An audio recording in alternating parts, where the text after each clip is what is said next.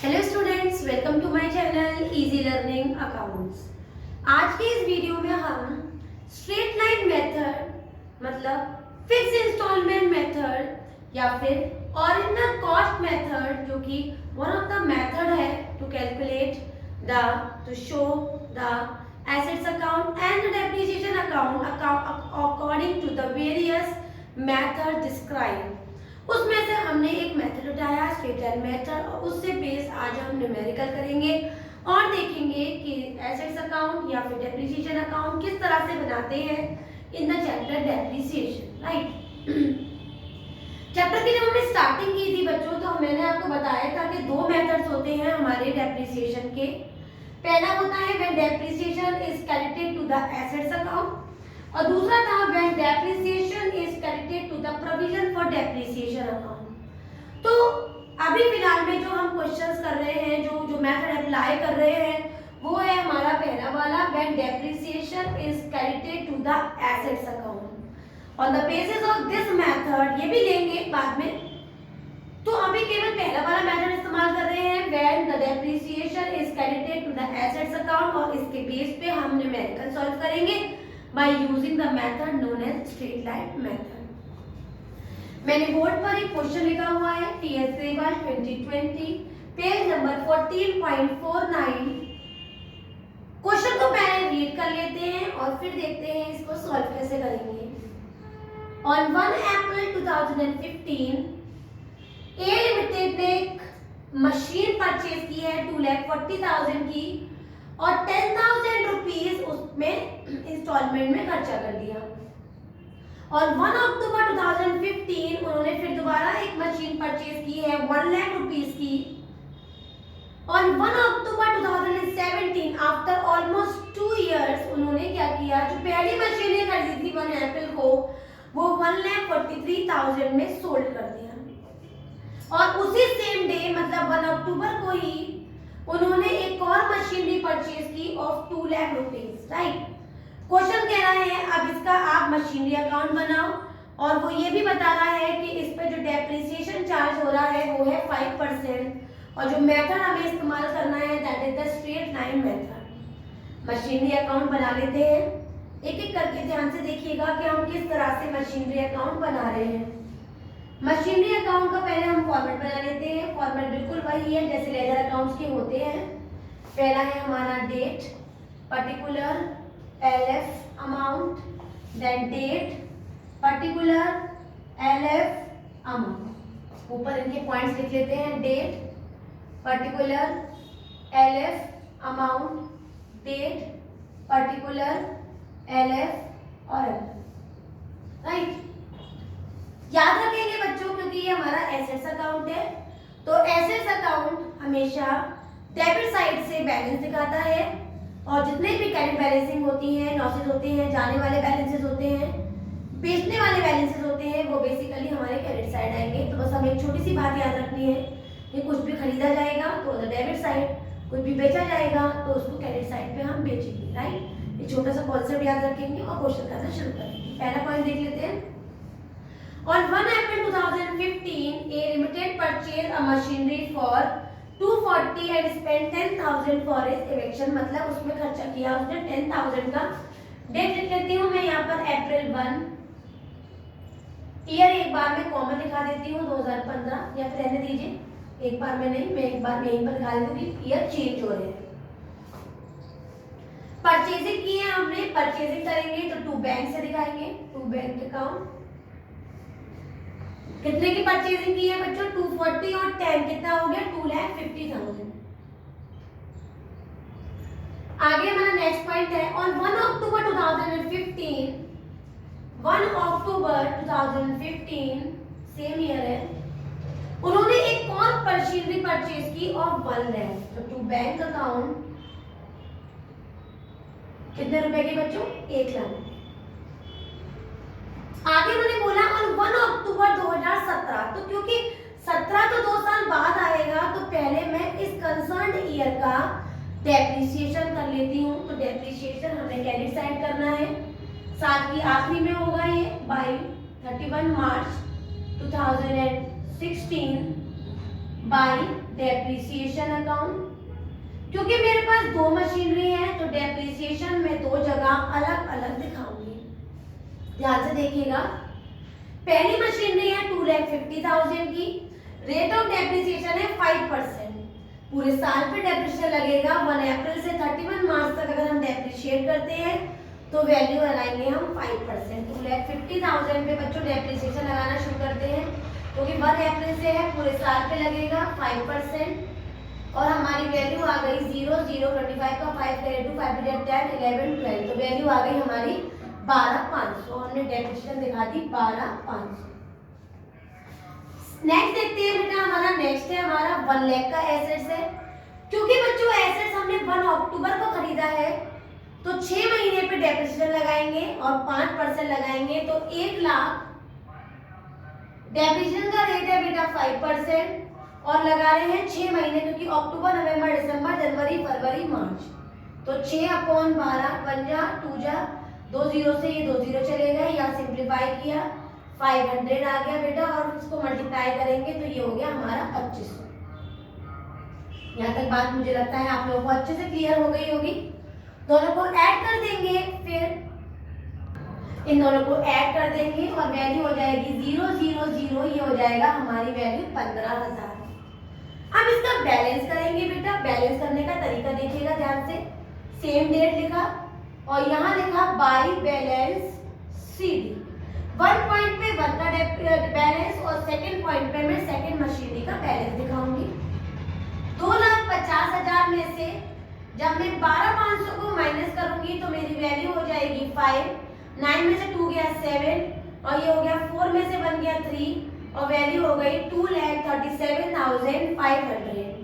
2,37,500 और दूसरी वैल्यू को बैलेंस करूंगी तो 1 लाख, और 1 लाख में से मैं 2500 को माइनस करूंगी तो वैल्यू हो जाएगी हमारी 5 और 9 में से 2 गया 7 और वैल्यू हो गई 97500। 97500 दोनों को ऐड करेंगे 0 0 0 415 का 5 कैरी आया 1, 10 11 12 13 का 3 कैरी आया 1, तो वैल्यू आ गई बेटा 3,35,000 और इस साल को पूरा कवर करेंगे ऐड करके और वैल्यू हो जाएगी 3,50,000 और यहाँ की भी वैल्यू ऐड करेंगे और वो हो जाएगी हमारी 0 0 0 5 और 5 10 का 0 कैरी आया 1 और ये भी हो गई बेटा 3,50,000। क्लियर है? यहाँ हमने 1 ईयर का डेटा कंप्लीट किया। सेकेंड ईयर के लिए आगे बढ़ेंगे और हम क्या करेंगे, हमने अपनी वैल्यू को ब्रॉट डाउन करेंगे और 1 अप्रैल या फिर अप्रैल 1 भी लिख सकते हैं इन 2016 अगले ही दिन टू बैलेंस बीडी और 1 का बैलेंस 2,37,500 ब्रॉट डाउन किया और दूसरी मशीनरी का 97,500 ब्रॉट डाउन किया और दोनों की वैल्यू 3,35,000 है, उसको भी मैंने ब्रॉट डाउन कर लिया। राइट, क्योंकि 2017 में कुछ भी नहीं हुआ है 31 मार्च तक, तो हमने सीधे एक साल का डेटा और बनाएंगे और हमने यहाँ पर लिखा 31 मार्च 2017 बाय डेप्रिसिएशन अकाउंट और पहली मशीनरी का पहली में और दूसरी का दूसरी में लिखेंगे। Since it is a straight line method तो यहाँ पर हम डेप्रिसिएशन बुक वैल्यू पे नहीं लगाएंगे बल्कि ओरिजिनल कॉस्ट पे लगाएंगे। तो ओरिजिनल कॉस्ट हमारी 2.5 लाख थी और इस पे बैलेंसिंग हमारी आई थी पूरे साल की 12,500 और दूसरी वैल्यू थी हमारी 1 लाख की और 1 लाख पे 5% आया था हमारा 5,000। दोनों को ऐड करेंगे और वैल्यू हो जाएगी हमारी 17,500। बेटा सेम डे पे बैलेंसिंग करेंगे बाय बैलेंस सीडी और बाय बैलेंस सीडी के बाद पहला पॉइंट और दूसरा पॉइंट लिखेंगे। हम वैल्यू को माइनस करेंगे 2,37,500 में से जब हम 12,500 माइनस करेंगे तो बेटा वैल्यू हो जाएगी हमारी 5 और ये आ जाएगा 2,25,000 और बेटा जब हम 97,500 में से 5,000 माइनस करेंगे तो वैल्यू हो जाएगी 92,500। दोनों को ऐड करेंगे 0 0 5 5 और 5 5 और 2 7 और 9 10 11 का 1 कैरी आया 1, ये हो गया 3,17,500। इसको ऐड करेंगे 0 0 0 कैरी आया 1, 14 15 का 5 कैरी आया 1, 3,35,000 और बच्चों यहाँ पर भी सेम वैल्यू आ गई 3,35,000। यहाँ हमने 2 इयर्स का डेटा कंप्लीट किया। क्वेश्चन हमसे 4 इयर्स का पॉइंट करने को कहना है। वैल्यू को आगे बढ़े और हमने यहाँ पर लिखा अप्रैल 1 2017। हमने यहाँ पर 2 बैलेंस बीडी लिखा, जो बैलेंस हमने निकाला है।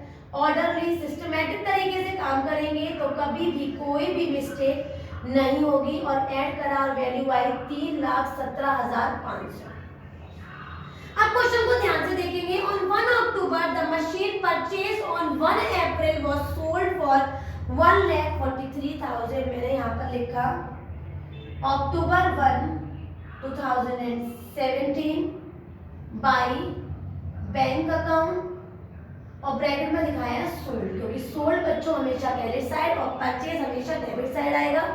सोल्ड किया है हमने 1,43,000 में। बेचने से पहले इस पर डेप्रिसिएशन भी लगाएंगे बेटा, बाय डेप्रिसिएशन के नाम से।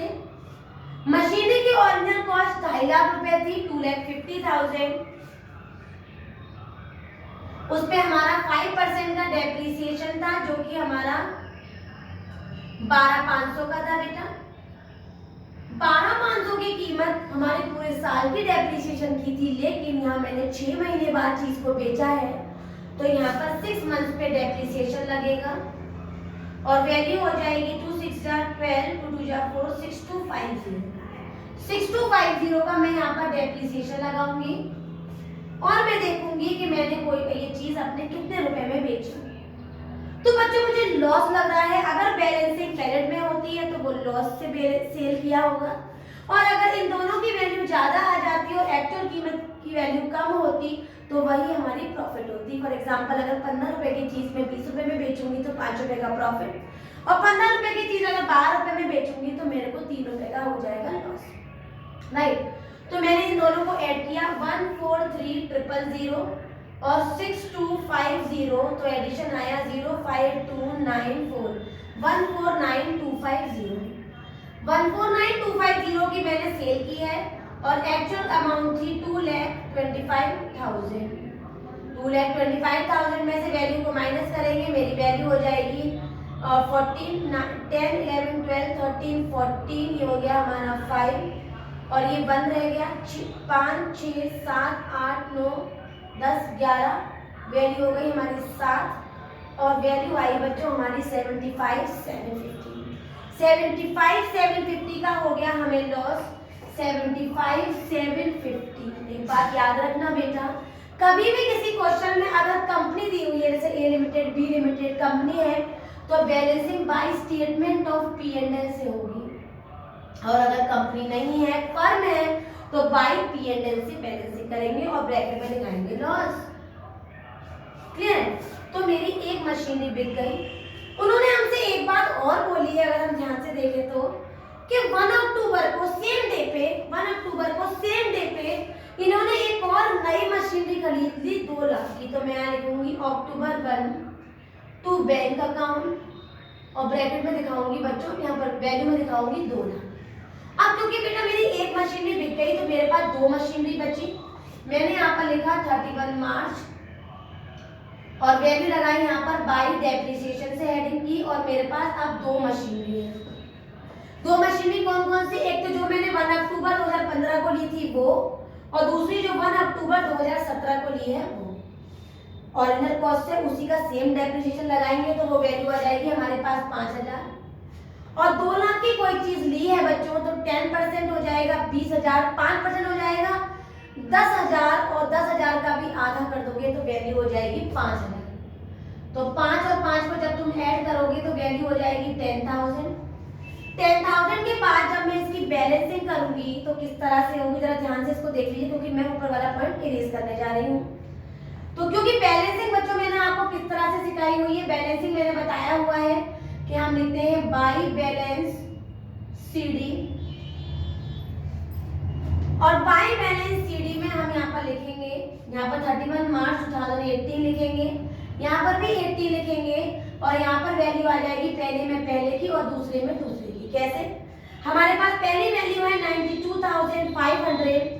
92,500 में से जब मैं 5,000 हटाऊंगी 92,500 जब मैं से मैं 5,000 हटाऊंगी तो बेटा मेरी वैल्यू आ जाएगी 87,500। कितनी आ जाएगी? 87,500। मैं यहाँ पर बैलेंसिंग करूंगी 87,500 की।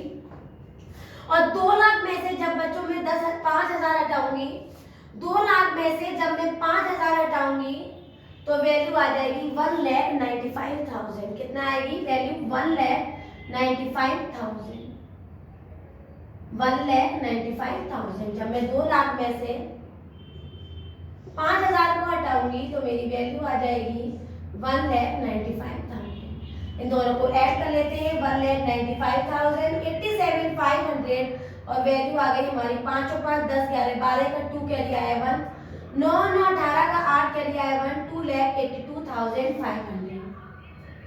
2,82,500 में सारी वैल्यू को जब हम ऐड करेंगे जो हमारी यहाँ पर हमने डाउन में लिखी हुई है तो हमारे पास वैल्यू चली जाएगी, वो वैल्यू आ जाएगी बच्चों हमारे पास 005 और ये आ गया 7 और ये हो गया 1, 5,17,500। वैल्यू मैं यहाँ पर दोबारा से नीचे से उठा के लिख देती हूँ ताकि आपको कोई भी प्रॉब्लम ना आए। इन तीनों को अगर मैं ऐड करूंगी तो वैल्यू आएगी 225। हमने दोनों को ऐड किया 10,000 को, 10,000 में मैंने 2,82,500 को ऐड किया तो वैल्यू मेरी डेबिट के बराबर ही होनी चाहिए। 9 10 11 का 1 और ये हो गया 5,17,500। 5,17,500 राइट। क्योंकि बच्चों क्वेश्चन हमसे 4 ईयर का डेटा बनाने को आया है तो फिर मुझे 1 साल का अकाउंट और बनाना पड़ेगा। वो हम किस तरह से बनाएंगे ध्यान से देखेंगे।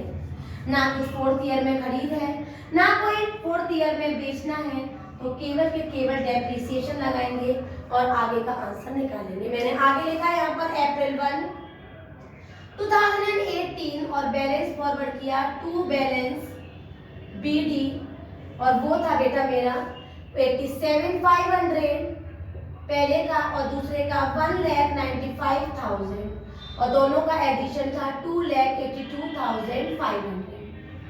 क्योंकि बच्चों मुझे डेप्रिसिएशन दिखाना है at the end of the year, हमने कुछ खरीदा नहीं कुछ बेचा नहीं तो सीधे सीधे मैंने लिखा 31 मार्च 2019 बाय डेप्रिसिएशन ऑफ, मेरे पास एट प्रेजेंट 2 ही मशीनरी है क्योंकि एक मैंने बेच दी है। ऑरिजिनल कॉस्ट से वैल्यू लगाएंगे तो ऑरिजिनल कॉस्ट से मेरी पहले जो मशीनरी थी उसकी ऑरिजिनल कॉस्ट 5,000 की डेप्रिसिएशन थी, मैंने 5,000 लिख लिया। जो दूसरी मशीनरी थी एक्चुअल में वो मेरी 2 लाख की थी, 10% 20,000 10,000 और 10,000 का मेरा एक्चुअल डेप्रिसिएशन था, मैंने 10,000 लिख दिया। 10 और 5 को ऐड किया बेटा 15,000 आ गए और मैंने लास्ट में बैलेंसिंग करके इसको आंसर निकाला। कैसे? बाई बैलेंस सीडी, पहले का आंसर पहले में और दूसरे का दूसरे में लिखेंगे। तो बेटा मैं यहाँ पर 87,500 में से अगर 5,000 को माइनस करती हूँ तो वैल्यू आएगी 82,500। सिमिलरली 195 में से अगर मैं 10,000 को माइनस करती हूँ तो वैल्यू आएगी 1,85,000। 1,85,000 और 82,500 को जब हम ऐड करेंगे तो वैल्यू हो जाएगी 7 और ये होगी बेटा 267,500। 267,500 अगर दोनों साइड का बैलेंसिंग अगेन इक्वल आ जाता है तो हमारा काम टोटली एकदम करेक्ट है और अगर नहीं आता है तो कहीं ना कहीं हमने कोई ना कोई मिस्टेक की। क्लियर? तो आज हमने क्या किया, हमने स्ट्रेट लाइन मेथड का एक ऐसा क्वेश्चन उठाया जिसमें मैंने आपको बताया कि परचेजिंग हमने डेबिट में दिखाई, सोल्ड हुआ क्रेडिट में दिखाया, डेप्रिसिएशन क्रेडिट में किया और मंथ के हिसाब से रेट के हिसाब से डेप्रिसिएशन लगाते चले गए और बार बार डेप्रिसिएशन ऑरिजिनल कॉस्ट पे लगाया और अगर हमने बेचा कम कीमत में इंक्लूडिंग डेप्रिसिएशन तो उसे हमने लॉस से बैलेंसिंग कर दिया और अगर ये ज़्यादा होता तो मैं डेबिट में प्रॉफिट से बैलेंसिंग कर देती। इस तरह से हमने बनाया हमारा क्या बनाया, हमने बनाया हमारा मशीनरी अकाउंट और एक एक करके हमारा आंसर आया जो फाइनल बैलेंसिंग आई 267,500 की और यही हमारा आंसर है एक्चुअल जो इस क्वेश्चन में आना चाहिए। स्ट्रेट लाइन मेथड से क्वेश्चन इस तरह से सॉल्व करते हैं। इसको एक दो बार देखिए, लगातार इसको प्रैक्टिस करिए तो आपको ये अच्छे से आ जाएगा इस टाइप का। और भी क्वेश्चन हम अपने नेक्स्ट वीडियो में लेंगे और समझेंगे further concepts of straight line method. अगर आज का वीडियो आपको समझ में आया हो, एक एक पॉइंट एक एक एंट्री एक एक कॉन्सेप्ट आपको क्लियर हो गया हो तो मेरी वीडियो को लाइक करें, शेयर करें और मेरे चैनल को सब्सक्राइब जरूर करें। Thank you.